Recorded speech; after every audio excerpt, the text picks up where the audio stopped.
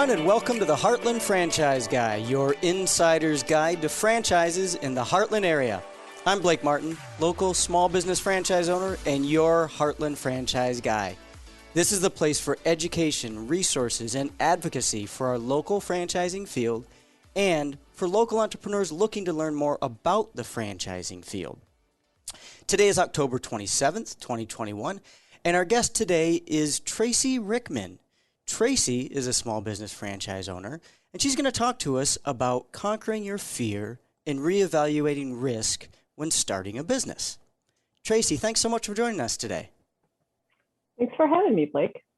You're welcome. And now's the part where I make you blush. So, Tracy is in the franchise consulting and brokerage industry, but understand she has also been for many years a trainer of franchise consultants all around the country. So she's seen a little bit of everything in small business startups, and she's seen a little bit of everything in the franchising field.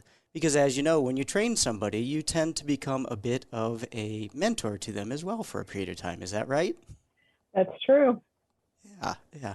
So before we go through that, because there's a lot you could talk about confidentially in regards to helping people down that path, can you talk to me a little bit about your path into business ownership? My path was very similar to a lot of our clients that we work with. As I was in corporate America for 20 years doing the grind. I'm actually a chemist by degree, so my 20 years was technical and consultative sales. Hard hats, steel toe boots. I know my way around a factory, a steel mill, coil coating line, and I would fix problems prior to paint. I loved what I did. I hated the travel. So 2 small boys at home at the time and really was missing that opportunity to occasionally be a room mom or go on a field trip. So we kind of decided, it was the first day of school and I wanted to take my son to school, and my boss wanted me in New York, which was not my territory, but he wanted to be in control of my schedule. Wasn't my customer, wasn't my territory. And being a team player, I said, hey, let me take my son to school and then I'll drive right to the airport. And we thought about it. And at the end of that day, I got to take my son to school. I went to the airport, spent 3 days out of town. I thought, you know what, I don't want to do this anymore. So I started to consider business ownership. My husband owned an insurance agency at the time, so we knew what ownership was. It was just trying to find the opportunity for me. Someone called me about franchises and I almost hung up on him because I really thought that was fast food and 1 hour Martinizing, which I didn't want to do either one of those. But luckily I listened and I went through the same process our clients did, took an assessment, had a meeting, put together a business model, went out looking at 3 businesses and ultimately kind of fell in love with all 3. And I think that's when the light bulb went off in my head that I want to help other people realize that this whole thing on this side, right? I always tell people to come to the dark side, right? Where we are, it's real. And I love being a business owner. And I found the opportunity to replace my 6-figure income and have the freedom and flexibility that I wanted that didn't exist in corporate America. That is a really intriguing story. So started out as a chemist, huh? Yeah, started as a bench chemist. In my college summers, just mixing up things for the chemical industry, basically industrial and institutional cleaning. Then one day I got this call over, the speaker in the office that there was a salesman that had a technical question. My technical director and I were doing a project and I was cleaner. And he said, hey, go pick up that phone. And I was terrified. I'm like, I don't know what to say. Like, I can't do this. And he says, no, he goes, you'll be fine. It's one of our own sales guys. It'll be great. So I picked up the phone and I talked to him, answered his question. And I was like, whew. And he says, Tracy, if you could come out here and tell my client what you told me, I could save this deal. And I was young and sure, that sounds like fun. So I flew to the very exciting Evansville, Indiana. Oh. Spent the day in the salesman's car, helped him save the deal and save the client. Added a couple other ones for him too. And all of a sudden I was like, wait a minute, this is what you do. This is your job. You drive around all day and you talk to people and you make money. And he says, yeah. So that was like my transition from bench chemist into sales. And then that's ultimately how I ended up traveling so much and then realizing that wasn't what I wanted. That's funny how Life turns in professional career paths, isn't it? It is. You mentioned something there that is a good segue into a topic that I wanted to discuss with you a little bit. You know, having that fear of trying something new, right? When you took that phone call and thought, oh, what did I get myself into? So I've certainly noticed, and I'm wondering if you have the same, there's a healthy dose of fear, and it's always there at some level for people who are considering business ownership, right? Always, because it really is a paradigm shift from the way we were all raised. I know you're going to ask me later a book that I've been reading, and I have actually been reading The 100-Year Life. And it's very interesting talking about the way we were all raised. There's 3 stages. There's the education, the working, and the retirement. And that really doesn't exist anymore. But that's what's ingrained into our brain. That's what we were taught. So when people kind of start to go out into the workforce and realize, man, I don't want to be here for 30 years, but want to shift into something else. I mean, it's scary normally, but it's also scary because everything that you were raised to do was to keep working. So fear is absolutely normal. And usually if my clients don't have it, then I'm afraid that we're not on the right path and looking at the right things. And I actually tell my clients that it should feel a little bit like a horror movie. And I think that's probably very apropos for being October. But I always think of like the original Friday the 13th movie, right? And in the beginning, you're all going to the camp with your friends, and you got a campfire, and it's fun, and there's frolicking, and all kinds of things going on. And then somebody disappears. But it's always the blonde. And don't get me wrong, but a little ditzy, and people are like, oh, she's just lost. She'll be here in a minute. And then somebody else disappears, and now there's bodies and blood and mayhem. And at the end of the movie, someone always survives. Period. Every horror movie. So I always tell my clients, you're going to get to the end, we're going to survive, but what we need to do is the research and know that whatever our fear is, the way we're going to overcome it or get through it. So fear is normal. You can get through it. It's just very different. It's a different way than most of us were raised. I have never heard it explained that way, and that really makes a lot of sense. I wasn't sure where you were going when we started talking about the blonde disappearing in a horror movie, but thanks for bringing it back in for us. Okay, think about all the horror movies kind of going through the 80s and the early 90s. It's exactly the same MO. It really is. I agree with you on that. And it can be the same in business ownership. You just got to be the survivor, right? Yeah, and you will be. Just do the research. And I think, again, that's why franchising is so phenomenal, because the system is there, right? You follow the system, you're going to succeed, you're going to survive. The key is finding the right system for you. How did you know the system you're in was the right system for you? I think for me, it was primarily because I had looked at 3 businesses. I fell in love with all 3, so I knew the match was there. So looking back, I was like, wow, this is a very smart system. This works. It's very intuitive. None of the businesses that I looked at were anything I would have picked off of a shelf or a list. Oh, really? No interest. But because I promised to be open-minded, I went forward and started talking to folks. And that's when I started to fall in love with the businesses.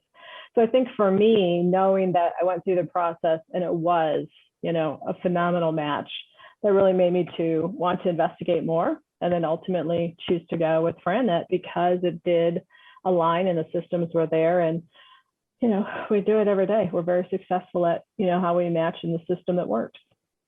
Congratulations on that. You made me think of another question. I've heard you talk before about inverting the risk curve when weighing whether or not to leave corporate America like you did and enter business ownership and evaluate different businesses. Can you talk more about that? What do you mean by that? Well, I think a lot of times people expect to take a risk, right? Or they look at things very, very long term, right? Because when we think about risk, we think about maybe our investments in the stock market. And when you look at business ownership, there's definitely risk, but it's more of a short term, because honestly, the longer you own the business, the safer it becomes. Your client base, your employees, the systems, the knowledge, kind of the industry knowing about you, the safer it becomes. But it's a little bit different, again, because we know when we have a job what day that paycheck's going to be deposited into our account. Right. So it feels much safer.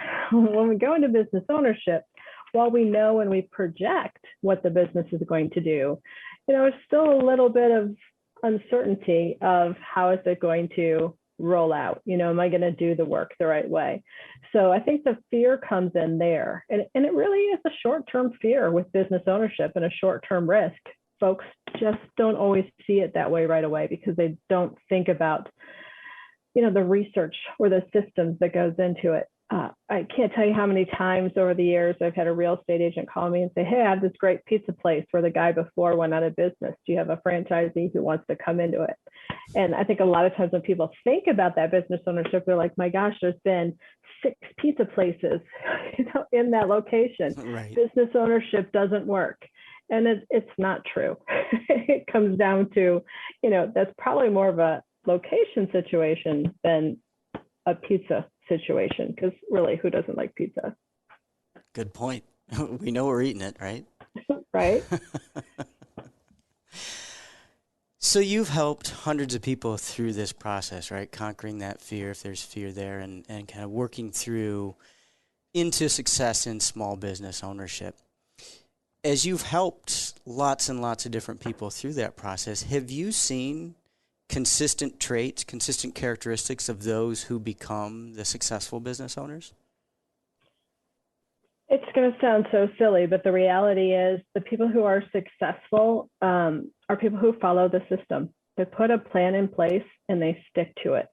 And they're consistent. I think that's one of the keys that sometimes people are like, well, that's so simple. That can't be it. But it really is. It's being consistent, following your system, and things will come together. Makes a lot of sense. Yeah.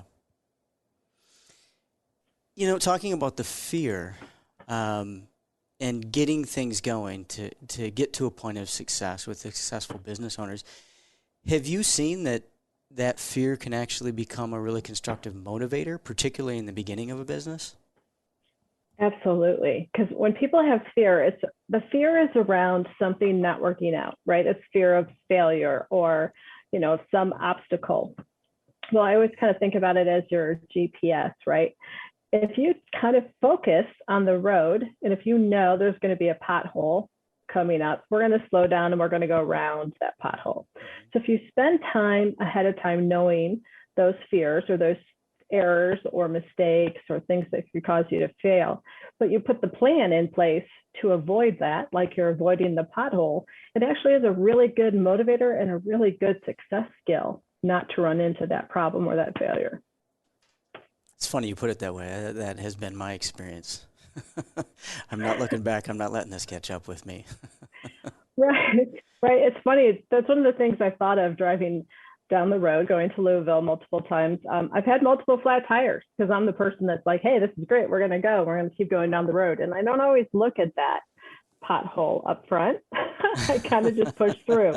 But people who have kind of a fear spend the time looking at and realizing what could happen.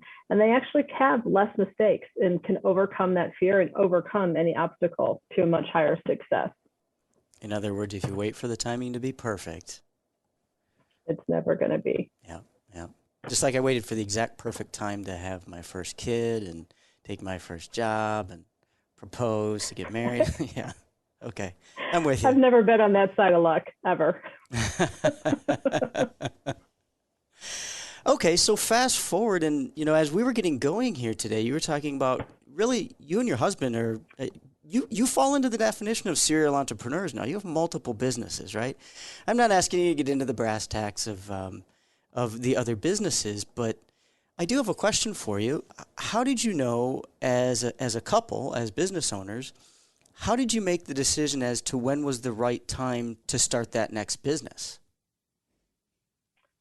I wish that I could tell you there was this grand plan, but there wasn't. Is this the pothole coming down the highway again? Sort of. It's kind of like those opportunities fall in your lap. Some of them are planned. Don't get me wrong. We obviously planned when I made my transition. We planned a little bit when my husband made his transition from insurance agency ownership, into kind of more of a franchise world. But, we picked one that worked just fine, but it really wasn't a passion for his. It was something that fell into his lap. Mm-hmm. We recently, about a year and a half ago, really planned to add another business. It had always been a goal to have multiple businesses. Really focused, really planned, found the right one. He's just going to actually this coming weekend have his 1-year anniversary in that business. But that business very unexpectedly spun off another one this summer. So I think sometimes for serial entrepreneurs, if that's what I am, I always just tell people I drank the Kool-Aid, but your way sounds much better. You just kind of know when something's there, right? It just kind of falls into your lap. You start looking at it, you try to say it's not an option.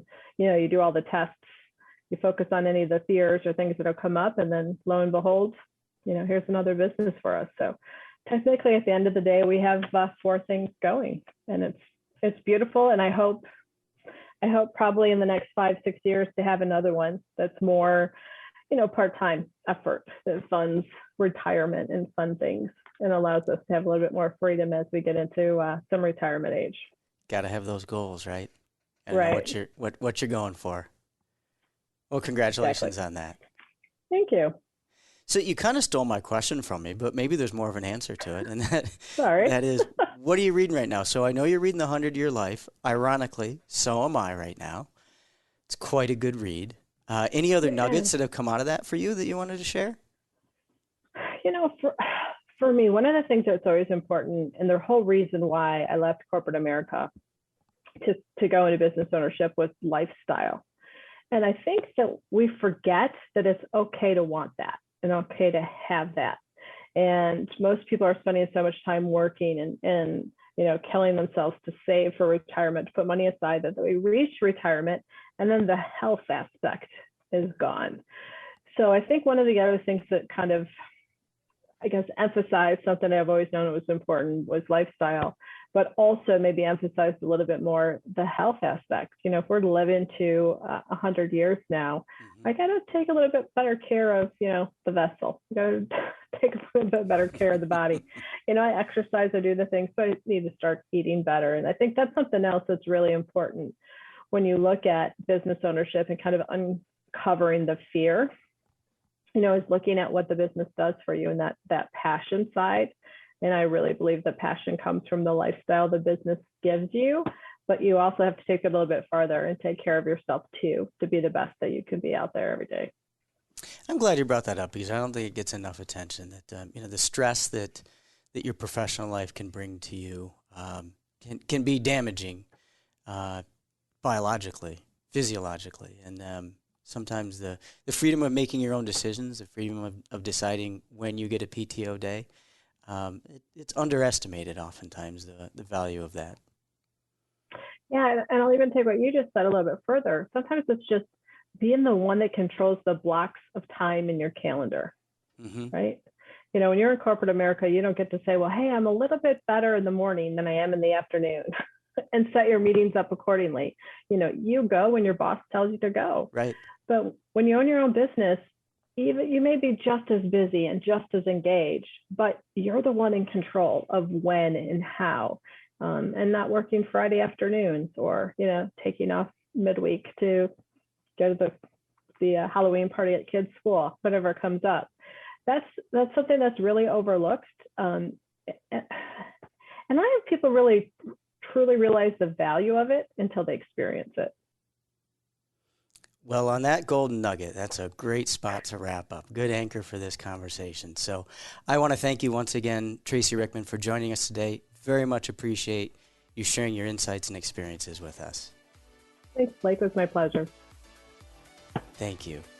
Well, that is a wrap for another episode of the Heartland Franchise Guy. Once more, thank you very much to Tracy Rickman, our guest today. And thanks to all of you for listening to another episode of the Heartland Franchise Guy.